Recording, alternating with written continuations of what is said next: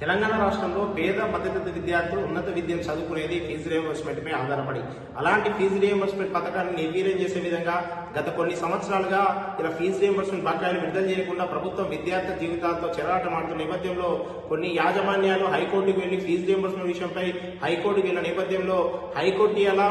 Fee reimbursement వస్తలేదని ఇలా యాజమాన్యాలు ఫీజులు వసూలు చేయమని చెప్పడం అనేది సరైనది కాదు. ఇలా హైకోర్టు ప్రభుత్వానికి ఒక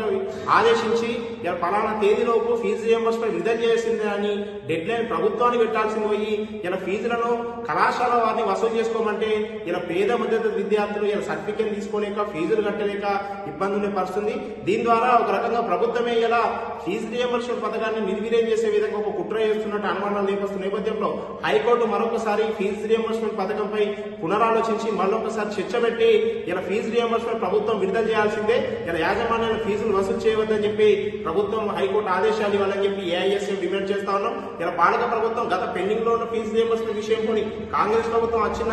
ఫీజు రియంబర్స్మెంట్ ఎందుకు విడుదల చేస్తారని చెప్పి ఇలా హైకోర్టు వెంటనే ఈ ఫీజు రియంబర్స్మెంట్ విషయంపై జోక్యం చేసుకుని ఇలా ప్రైవేట్ విద్యా సంస్థలకు అనుగుణంగా ఫీజులు వసూలు చేసుకోవాలనే దానిపై హైకోర్టు తీర్పు ఇవ్వడం సరైనది కాదు. వెంటనే హైకోర్టు దీనిపై పునరాలోచన చేయాలని ఏఐఎస్ఎం డిమాండ్ చేస్తా ఉన్నాం. రాష్ట్రంలో లక్షలాది మంది విద్యార్థుల భవిష్యత్తు సంబంధించిన అంశం కాబట్టి ఇలా హైకోర్టు విద్యార్థులకు అండగా ఇలా తల్లిదండ్రులకు అండగా మరొకసారి తీర్పుపై పునరాలోచించాలని చెప్పి కోరుతూ ప్రభుత్వానికి మీరు వెంటనే డెడ్ లైన్ విధించాలని చెప్పి హైకోర్టు కోరుతా ఉన్నాం.